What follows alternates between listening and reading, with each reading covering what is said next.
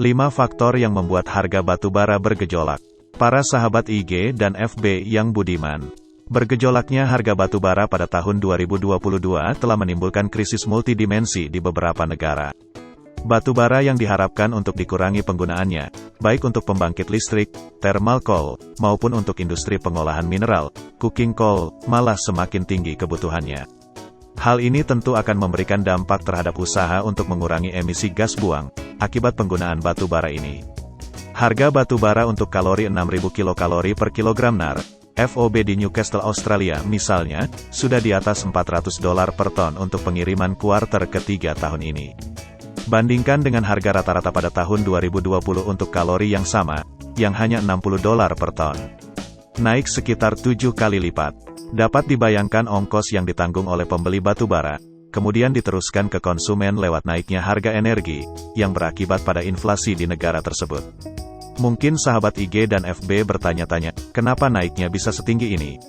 Seperti yang selalu kami sampaikan, tidak ada satu pihak, baik individu, perusahaan dan negara di dunia, yang bisa memastikan harga batubara akan berada di level berapa. Namun ada beberapa faktor yang bisa menjadi petunjuk, kenapa harga batubara dunia sangat mahal di tahun 2022 ini. Pertama, India sebagai salah satu negara pengimpor batubara terbesar di dunia, mengalami kenaikan kebutuhan listrik pada tahun ini. Kondisi ini diperparah oleh turunnya produksi batubara dalam negeri, akibat musim hujan yang di atas normal. Sektor kelistrikan di India sangat bergantung pada batubara, 44%, oil, 25%, dan biomas, 13%. Kontribusi dari nuklir dan gas semakin berkurang, sehingga batubara menjadi pilihan yang tidak terelakkan. Kedua, terganggunya ketersediaan energi untuk pembangkit listrik dan pemanas di Eropa, terutamanya ketidakpastian suplai gas dari Rusia. Sekali lagi krisis Rusia dan Ukraina, menyadarkan kita akan dampaknya terhadap banyak sektor. Lebih jauh lagi, suplai listrik dari PLTA di negara-negara Skandinavia, dan gangguan pembangkit nuklir di Perancis, telah menambah tekanan untuk mencari energi pengganti. Dengan sangat terpaksa, pilihan jatuh pada penggunaan kembali PLTU. Sebagai contoh, pemerintah Jerman akan menghidupkan kembali 9 gigawatt PLTU pada tahun ini. Ketiga, sejumlah tambang batubara di Australia direncanakan untuk ditutup dalam beberapa tahun ke depan. Penutupan tambang-tambang yang selama ini batubaranya dibutuhkan oleh Jepang, Korea, Taiwan dan India, memberikan sinyal ke market bahwa akan terjadi ketidakseimbangan supply demand dalam waktu dekat. Karena batubara diperdagangkan kurang lebih sama seperti minyak, maka persepsi trader sangat mempengaruhi harga. Keempat, produksi batubara dari Rusia mengalami penurunan akibat perang dengan Ukraina.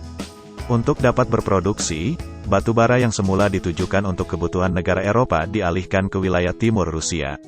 Sayangnya yang dibutuhkan bukan jenis thermal coal, tapi coking coal, sehingga tambang yang punya thermal coal perlahan akan berhenti berproduksi. Kelima, terjadinya penggantian Presiden Kolombia, yang berjanji dalam masa kampanye untuk tidak memperpanjang kontrak-kontrak penambangan batubara. Beliau akan menghormati kontrak yang sudah ada, tapi tidak akan memperbaruinya. Seperti yang kita tahu, Kolombia termasuk negara pengekspor batubara yang cukup berpengaruh. Dengan kondisi ini, akan terjadi kekurangan dari sisi suplai di masa depan, yang berimbas pada naiknya harga batubara saat ini.